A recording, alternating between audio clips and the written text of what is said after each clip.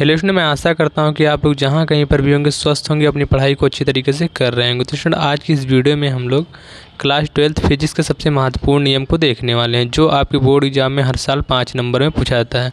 तो चलिए स्टूडेंट, यहाँ पर हम लोग जानते हैं जो हमारा नियम है उसको यहाँ पर समझते हैं। तो हमारा नियम स्टूडेंट यहाँ पर है किरचॉफ का नियम। हम लोग इस वीडियो में किरचॉफ के प्रथम और द्वितीय नियम को देखेंगे, साथ ही साथ इसके जो फार्मूले उसको लिखेंगे और डायग्राम की मदद से भी समझेंगे। तो चलिए, यहाँ पर आप लोग सबसे पहले किरचॉफ का नियम हेडिंग लगाइए, फिर यहाँ पर प्रथम नियम लगाइए और इसमें लिखिए जो हमारा प्रथम नियम स्टूडेंट होता है उसको हम लोग संधि का नियम भी कहते हैं, या इसको हम लोग धारा का नियम भी कहते हैं।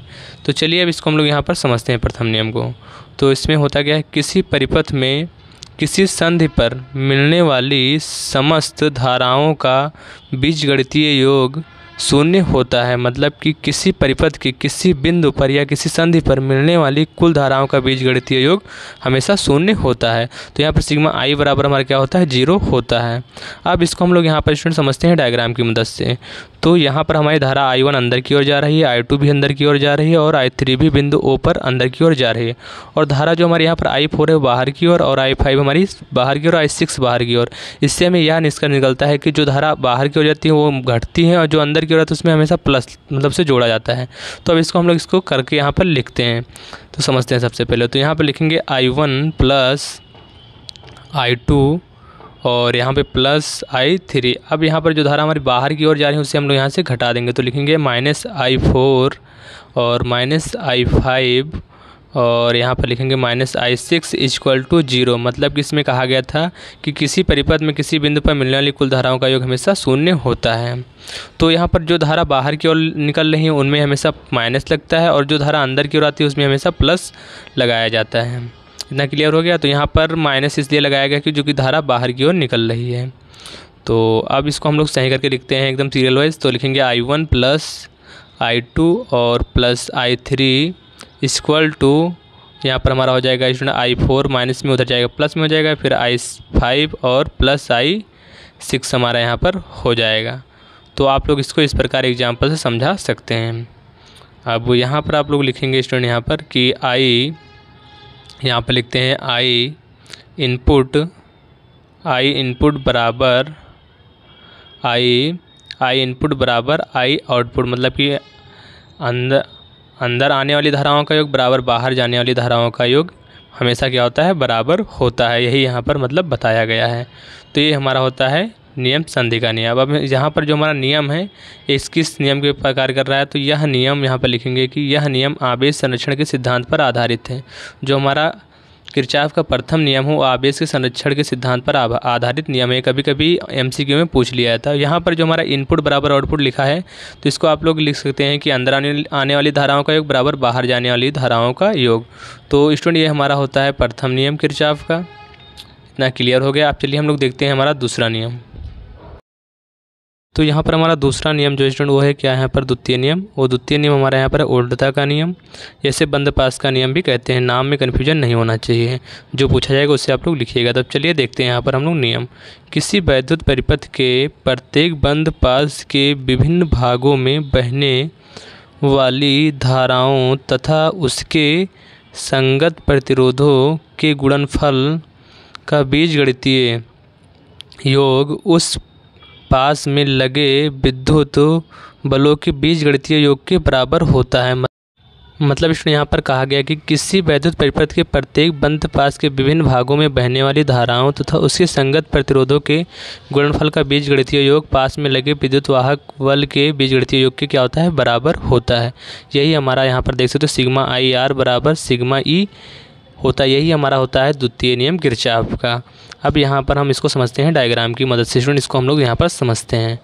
तो इसमें हमारा R1 प्रतिरोध, R2 प्रतिरोध, R3 प्रतिरोध, इसमें सेल E1 लगा हुआ है, E2 लगा हुआ है और इसमें धाराएं I1, I2 और I3 प्रवाहित हो रही हैं। अब यहाँ पर स्टूडेंट हम लोग समझते हैं जो हमारा इसमें धाराएं हैं I1, I2, 3, इनको हम लोग समझते हैं। यहाँ पर सबसे पहले हम लोग यहाँ पर निकालेंगे बंद पास 1 के लिए सूत्र और बंद पास 2 के लिए सूत्र यहाँ पर हम लोग निकालेंगे। तो यहाँ पर बंद पास एक के लिए हम लोग यहाँ पर निकालते हैं। तो सबसे पहले अब हम लोग यहाँ पर परिपथ में समझते हैं। तो ये हमारा बंद पास एक, इसमें हमारा जो यहाँ पर स्टूडेंट है आई धारा प्रवाहित हो रही है I1, मतलब कि यहाँ पर आप लोग देख पा रहे होंगे स्टूडेंट यहाँ पर कि इसमें हमारी I1 धारा प्रवाहित हो रही है और हमारा सेल E1 है, E2 है और R1 प्रतिरोध है, यहाँ पर R2 प्रतिरोध है। और यहाँ पर जो हमारी धाराएँ हैं I1 I2 है। तो यहाँ पर लिखेंगे I1 इंटू यहाँ पर संगत प्रतिरोध हमारा क्या है R1 है, तो इसको लिखेंगे R1। तो यहाँ पर लिखेंगे R1 और यहाँ पर धाराएं एक ही दिशा में प्रवाहित हो रही हैं। तो यहाँ पर मतलब कि विपरीत दिशा में आसपास जो हमारी पहली धारा है I1 I2 दोनों ही मतलब एक ही दिशा में आ रही हैं। तो यहाँ पर माइनस लग जाएगा। तो I2 into R2 equal to हमारा यहाँ पर हो जाएगा, यहाँ पर जो विद्युत शेल है E1 और E2 प्लस प्लस चार्ज एक ही तरह है, मतलब कि एक ही तरह जोड़े गए हैं। तो यहाँ पर E1 माइनस E2 हमारा हो जाएगा। तो यहाँ पर लिखेंगे E1 माइनस E2 हो जाएगा। तो ये हमारा इस बंद पास एक के लिए हो गया। तो अब इसको हम लोग अंडरलाइन कर लेते हैं। हमारा इसके लिए हो गया बंद पास एक के लिए। अब इसी प्रकार हम लोग स्टूडेंट देखते हैं बंद पास दो के लिए। तो हमारा बंद पास एक के लिए निकल गया। आप देखते हैं बंद पास दो के लिए। तो यहाँ पर लिखेंगे आप लोग बंद, मतलब कि जो हमारा लिखेंगे बंद पास दो के लिए। अब इसमें हम लोग समझते हैं, देखिए यहाँ पर जो हमारी धाराएं प्रवाहित हो रही हैं I2 और R2 प्रतिरोध हमारा है, E2 हमारा सेल है यहाँ पर विद्युत, और यहाँ पे R3 हमारा प्रतिरोध है, I3 यहाँ पर धारा I1 प्लस I2 लिख सकते हैं I3 धारा को। यहाँ पर हमारी धारा एक ही दिशा में आ रही है तो इसमें हमें प्लस लगाएंगे यहाँ पर। तो हमारा हो जाएगा I2 और इंटू इसकी में जो हमारा संगत प्रतिरोध है तो R2 है, तो यहाँ पे गुणे में लिखेंगे R2 और प्लस में यहाँ पर लिखेंगे स्टूडेंट यहाँ पर हम लोग, क्योंकि प्लस ही लगेगा क्योंकि धारा एक ही दिशा में आ रही है। तो यहाँ पे लिखेंगे प्लस I3, यहाँ पर हमारा I3 इंटू R3 हो जाएगा, क्योंकि I3 का जो हमारा संगत प्रतिरोध था यहाँ पर R3 था और हम लोग इसमें विद्युत वाहक सेल E2 ही लेंगे। अब यहाँ पर I3 का जो संगत प्रतिरोध था हमारा क्या था R3, तो I3 को हम लिख सकते हैं I1 प्लस I2। तो अब इसको हम यहाँ पर लिखते हैं, तो I2 into R2 plus I1 plus, तो इसको यहाँ पर लिखेंगे I1 plus I2 into R3 equal to E2। ये हमारा इसका बंद पास दो के लिए यहाँ पर सूत्र निकल गया, क्योंकि हमारा इसमें जो विद्युत सेल था E2 ही था, तो इसे यहाँ पर E2 ही लिखेंगे। अब ये हमारा इसका फाइनल सूत्र निकल गया। आप लोग इस पर आप लोग न्यूमेरिकल निकाल सकते हैं किरचॉफ के नियम पर, अगर कोई न्यूमेरिकल्स आते हैं तो। और यहाँ पे जो हमारा दूसरा नियम है, ये नियम हमारा किस पे आधारित है, तो ऊर्जा संरक्षण के सिद्धांत पर आधारित नियम है हमारा द्वितीय नियम, जिसे हम लोग बंद पास या वोल्टता का नियम कहते हैं। यही हमारा वोल्टता या बंद पास का नियम होता है। तो मैं आशा करता हूँ कि आप लोग को ये क्लियर हो गया होगा। तो चलिए अब स्टूडेंट यहाँ पर आप लोग जो हमने अभी नियम देखे इन सभी का स्क्रीनशॉट कर लेते हैं। तो सबसे पहले आप लोग यहाँ पर जो हमारा प्रथम नियम था संधि का नियम, इसका आप लोग स्क्रीनशॉट कर लीजिए।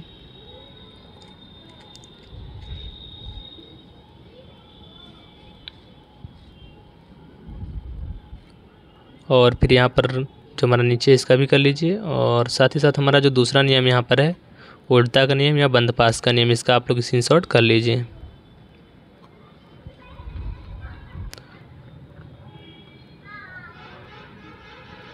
तो स्टूडेंट मैं आशा करता हूँ कि आप लोग को ये दोनों नियम जरूर समझ में आए होंगे। अगर स्टूडेंट आप लोग मेरे चैनल पे नए हैं तो चैनल को सब्सक्राइब करिए और वीडियो को लाइक करिए और कमेंट बॉक्स में एक प्यारा सा कमेंट छोड़ दीजिए। मिलते हैं फिर अगली वीडियो, तब तक के लिए जय हिंद जय भारत।